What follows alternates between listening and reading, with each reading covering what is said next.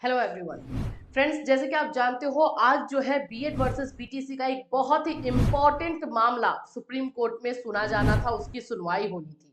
उस मामले के बारे में हमने आपको पहले ही इंफॉर्मेशन दिया था, किस तरह से ये मामला ज्यादा इंपॉर्टेंट था वो भी हमने आपको बताया था। अभी ये सुनवाई खत्म हो चुकी है। खत्म होने के बाद क्या क्या चीजें हुई, क्या हुआ, इसमें कौन सा एक नया मोड़ आया है, वो सभी चीजें जो है इस वीडियो में हम आपको बताएंगे। सो फ्रेंड्स, अगर चैनल पर पहली बार विजिट कर रहे हो तो चैनल को सब्सक्राइब कर लेना, बेल आइकन को हिट कर देना। यहाँ पर आप लोगों को टीचिंग से रिलेटेड क्लासेस, इंफॉर्मेशन, नोट्स सभी चीजें प्रोवाइड की जाती है। आप मेरे पीछे देख सकते हो, अभी अभी जो है सुनवाई खत्म हुई है।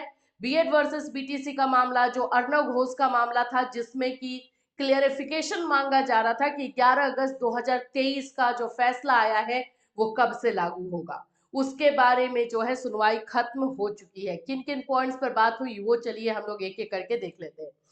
सबसे पहले आप लोग ये देख लीजिए जो कि सुप्रीम कोर्ट के साइड पे ये मामला क्या है। Arnav Ghosh versus Union of India Bengal के बीएड अभ्यर्थी की तौर पे जो है ये याचिका दायर की गई थी, जिसमें क्लियरिफिकेशन मांगा गया था 11 अगस्त 2023 के मामले को। सबसे पहले कोर्ट में हुआ क्या उस पर बात करते हैं।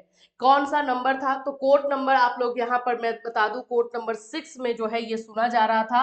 और इसका आइटम नंबर आप देखोगे तो ये था 46। सुनवाई जो है जैसे स्टार्ट हुई, वैसे आप जानते हो जस्टिस अनिरुद्ध बोस का एक ही रहता है कि ये तो वही मामला है जिसपे हमने जो है फैसला सुनाया है। तो अब उनका यही था कि ये किस मामले को लेकर के, किन चीजों को लेकर के ये है। तो जो बीएड के वकील थे प्रशांत भूषण जी, वो वहां पे मौजूद थे और उन्होंने सारी बातों को बताया। और उसके बाद से उन्होंने जो है एक ही बात बोला है, इस मैटर को लेकर के, बीएड वर्सेस बीटीसी को मैटर को लेकर के सुप्रीम कोर्ट में 3 मैटर्स चल रहे हैं। कितने केसेस है? 3।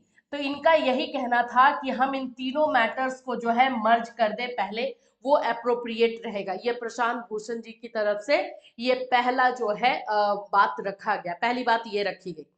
तो उधर से जो है जो डीएलएड के वकील थे, उन्होंने जो है इस पे जाहिर सी बात है अपोज किया और बहुत सारी चीजें जो है हुई। अब जस्टिस अनिरुद्ध बोस जी इसके बारे में ज्यादा नहीं सुनना चाहते थे, क्योंकि वो जानते हैं कि ये मामला जो है किस तरह का है और क्या क्या चीजें इसमें जो है हो चुकी है। तो उन्होंने जो है बैक साइड गए और वो सारे मामले को निकालने लगे कि 11 अगस्त 2023 को ये मामले के ऊपर जो है फैसला दिया गया है। और उस समय जस्टिस वो खुद थे एंड सुधांशु धूलिया जी थे। उन्होंने कहा कि इस मामले को जो क्लेरिफिकेशन मांगा जा रहा है कि ये फैसला कब से लागू होगा, वो ऐसे ही सुनमन जो है फैसला नहीं दिया जा सकता है। इसीलिए क्योंकि ये जो बेंच है वो जस्टिस अनिरुद्ध बोस का तो है ही, लेकिन दूसरे जो जज है वो जस्टिस ऑगस्टिन जॉर्ज मसरी का है। तो उनका कहना था कि ये फैसला जो है, सुनवाई हुई है जस्टिस धूलिया की तरफ से, उन्होंने पूरा जो है फैसला लिखा है, तो ये सुनवाई भी जो है उसी तरह से होनी चाहिए अगर क्लियरिफिकेशन को लेकर के है। तो मामले का तो यही है कि डेट आगे बढ़ा है। डेट कब आएगा? जब ये कोर्ट का रिपोर्ट आएगा तो सीजेआई को, यानी कि चीफ जस्टिस ऑफ इंडिया को, ये केस ट्रांसफर कर दिया गया है। आप लोग खुद समझ सकते हो कि ये मामला जो है कितना सीरियस हो चुका है कि कोई भी इसमें गलत डिसीजन जो है ना आए।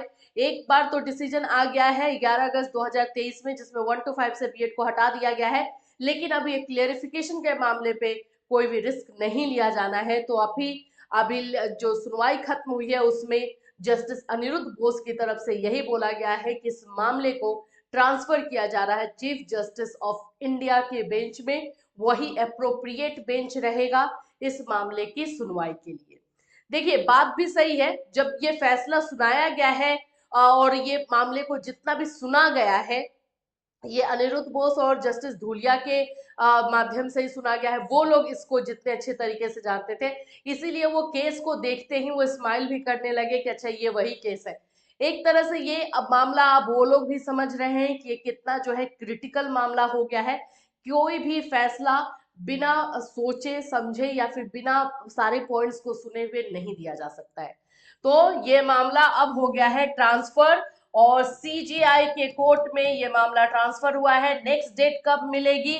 तो ये जब रिपोर्ट आएगा तो उस समय हमें पता चल जाएगा। जैसे ही रिपोर्ट आता है कोर्ट का, हम आपको उसमें भी इन्फॉर्म करेंगे कि कब इसके मामले, इसकी सुनवाई नेक्स्ट कब होने वाली है। लेकिन इतना आप लोग याद रखना, ये ऐसा केस है जो कि बाकी जितने भी केसेस चल रहे हैं, जैसे कि प्रशांत भूषण जी ने कहा कि ये केस ऐसा है जिसमें बाकी जो 3 मैटर्स और सुप्रीम कोर्ट में चल रहे हैं उन सभी को इसमें मर्ज किया जाए, चाहे जैसे कि रिव्यू पिटिशन हो एंड बाकी सारी जो चीजें दी गई हैं उनको मर्ज कर दिया जाए और इस पे भी जो है कंसिडर किया जाएगा। अभी इसमें जो है कोई बात नहीं बोली गई है। इसी के बीच में एक और जो है एडवोकेट थे प्रणव गुप्ता, उन्होंने अपनी बात को रखने की कोशिश की, लेकिन उनकी बातों को जो है जस्टिस अनिरुद्ध बोस ने नहीं सुना, जस्ट डिसमिस कर दिया है।